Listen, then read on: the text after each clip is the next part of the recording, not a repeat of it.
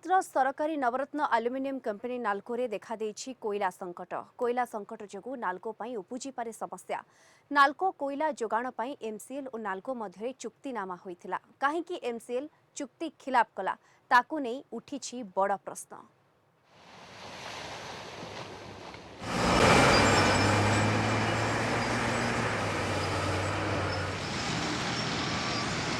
आगामी 4 दिन 5 दिन पर कोयला आम पाखे स्टॉक अच्छी जहाँकि एक घड़ी मुहूर्त नाल्को नाल्कोर प्रोडक्शन न हो जी दरकार पावर जी पावर न पाइब स्मेल्टर अफेक्टेड हो।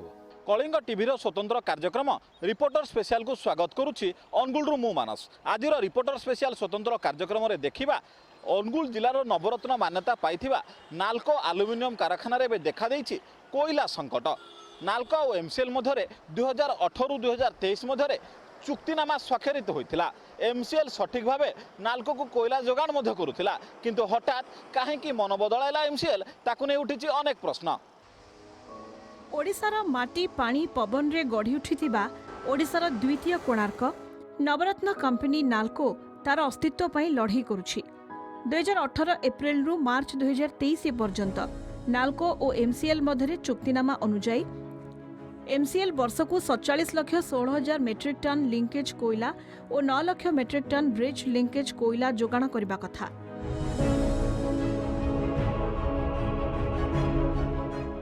किंतु 2021-22 आर्थिक वर्ष में एमसीएल 39 लाख लिंकेज कोयला और 3 lakh metric ton bridge linkage कोयला जोगाण करथिला, जहाँकि चुक्तिनामा ठारू 14 लाख मेट्रिक टन कम थिला। कम थिबा कोयला को भरणा करबा पई नाल्को को राज्य ग्रिड रु जुलाई 2021 रु मार्च 2022 पर्यंत दैनिक 200 मेगावाट विद्युत क्रय करबा को पड़िथिला। प्रतिवर्ष जनवरी रु मार्च मध्य सर्वाधिक कोयला 5 लाख टन रु अधिक कोयला गच्छित रहिबा कथा। जोगाण अभाव नाल्को मात्र 3 लाख टन कोयला गच्छित रखि पारिथिला।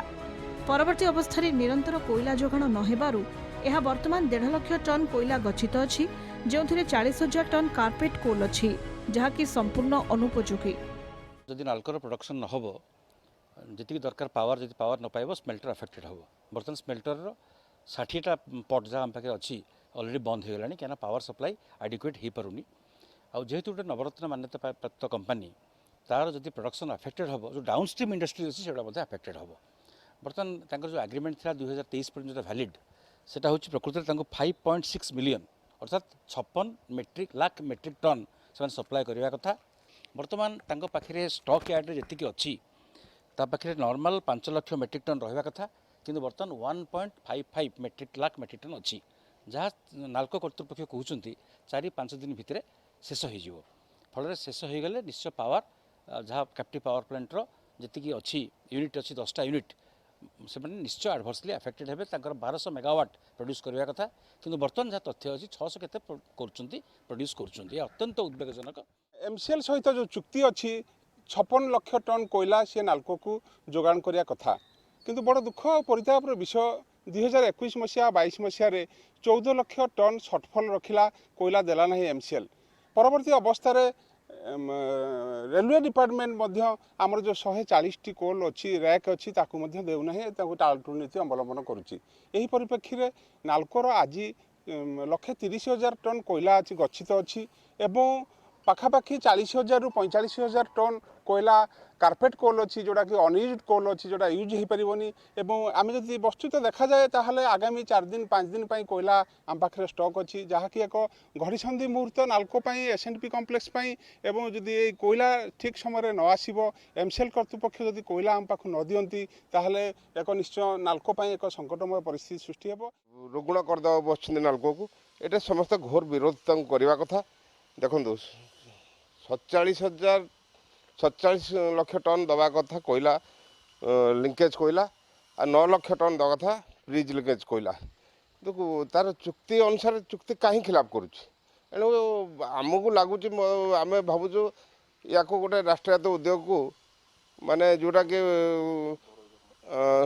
राष्ट्रीयत उद्योग को एमानकर गोटे मसुदा चली या घरे करण करदेवाई जहाँ मत लगुच ना कोयला नाल्कोर तो पेमेंट ठीक जिते कोविड टाइम रे समस्त माने जिते राष्ट्रीय उद्योग था कि जिते प्राइवेट उद्योग था समस्त क्षति चलता किंतु नाल्को प्रॉफिट करथिला तो कौ कारण जो आज नाल्को को एमसीएल कोयला दौनी ताहा एक प्रश्नवाची 39 lakh metric tonne linkage coal एवं 3 lakh metric ton bridge linkage coal देइछि जहाँ फल चुक्तिनामा ठारू 14 लाख कम मेट्रिक टन कोयला सीधा सड़क भाव जोगेछि एमसीएल जहाँ फल देखा देइछि नाल्कोरे कोयला संकट।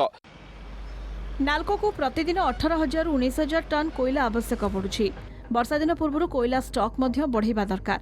एमसीएल हाराहारी दैनिक 13,000 ରୁ 14,000 टन कोयला नाल्को को जोगाउछि जहाद्वारा नाल्कोरे गच्छित कोयला ह्रास पाउछि। दैनिक नाल्को सीपीपी 10 ରୁ 8ଟି यूनिट प्रायतः 910 ରୁ 915 मेगावाट विद्युत उत्पादन करुछि। सेथिरु स्मेल्टर पाई 792 मेगावाट, दामंजोड़ी पाई 16 मेगावाट और निजस्व सहायक खर्च 100 मेगावाट दरकार करुछि। नाल्को को निरंतर कोयला जोगाण नहेले एहार उत्पादन उपरे गभीर प्रभाव पड़िबो। या सहित राज्य ग्रिड मध्य परवर्ती अवस्था नाल्को को विद्युत आमदानी पाई निजर अक्षमता प्रकाश कर सारी। या सहित इ ऑक्शन कोयला बजार दर ठारू बहु अधिक होइथिले भी ताहा मध्य ठीक से मिलू नाही। नाल्को को गोटे घरोईकरण करने एक षड्यंत्र कहीं जदि देखा जे आपंकर 2018 ରୁ 2023 भितर जो 56 मेट्रिक टन कोयलार आवश्यकता 56 लाख मेट्रिक टन कोयलार आवश्यकता थिला सेठी से 42 लाख मेट्रिक टन कोयला पाइचंती तो सेमिते गोटे एते जदि 14 मेट्रिक टन कम रहिबो शॉर्ट रहिबो 14 लाख मेट्रिक टन शॉर्ट रहिला कंपनी से कंपनी केमती चलिबो तो जदि स्ट्रैटेजी भी देखा जाउचे तो लास्ट तांको पाखर जेतिकी कोयला गच्छित कोयला अछि आ मात्र 2 ରୁ 3 दिन जीवो तो ता भितर जदि एमसीएल सठिक परिमाण रे जेतिकी आवश्यकता जदि कोयला न जोगाए तो निश्चित भाव में नाल्को कंपनी आगामी दिन में बंद हो जिवार आशंका मध्य रही। एटा एक तो ये वार्षिक चुक्तिनामा हुए से एक्चुअली आमको वार्षिक 56 लाख मेट्रिक टन देवा कथा कोयला किंतु दुर्भाग्यवशत से मात्र 42 लाख मेट्रिक टन कोयला सप्लाई करछि बाकी 14 लाख मेट्रिक टन कोयला तांको ऊपर बाकी अछि से पर्यंत सप्लाई करि पारि नै जा फल कि एक कृत्रिम संकट नाल्को सीपीपी को पहुँची एवं या फल कौन हम विद्युत उत्पादन रे बाधा सृष्टि होची जा फल कि स्मेल्टर प्लांट बंद होवार संभावना अछि। 2021-22 रे एमसीएल सर्वाधिक रेकर्ड 163 मिलियन टन कोयला उत्पादन करिछि। चुक्तिनामा अनुसार एमसीएल उपरे संपूर्ण निर्भर करुथुबा नाल्को को आवश्यक कोयला न जोगाइबा निश्चित भाव में उद्वेगजनक। चुक्ति अनुसार रेलबाई मध्य 140टी कोल रैक नाल्को को जोगाइबा कथा ताहा मध्य रेलबाई देउ नाही। स्थानीय शिल्प हिसाब से एक लाभजनक सरकारी संस्था नाल्को को अग्राधिकार भित्तिरे एमसीएल कोयला जोगाण और रेलबाई रैक प्रदान करू।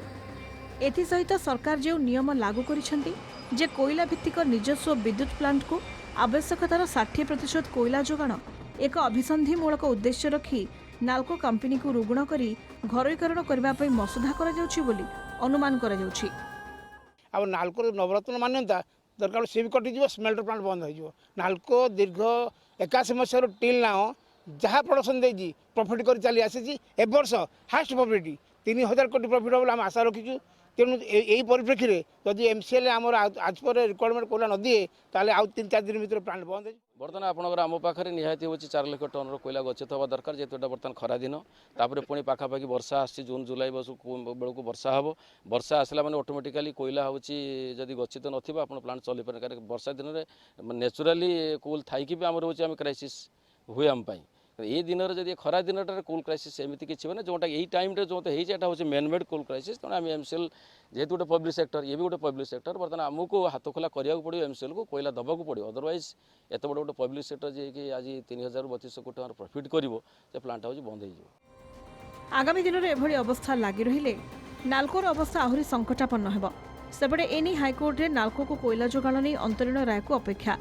हाइकोर्ट को नाल्को कोयला संकट उपरे कौन आसिबो राय नाल्कोर कोयला संकट दिगरे दृष्टांतमूलक पदक्षेप निया न गले आगामी दिन में नाल्को पई क्षति हेबा सह नाल्कोर सीपीपी पावर प्लांट रु विद्युत शक्ति उत्पादन उपरे बड़ प्रभाव पड़िबो। कौन हेबो नाल्कोर भविष्यत आउ नाल्को को सठिक भाव कोयला जोगान रे एमसीएल पदक्षेप नापी हाइकोर्ट को कौन रहिबो राय ताकू नहीं उठी अनेक प्रश्न। अनुगुल भिडियोग्राफर सुरेश स्वाईं मानस चंद्र मिश्र रिपोर्ट कलिंग टीवी।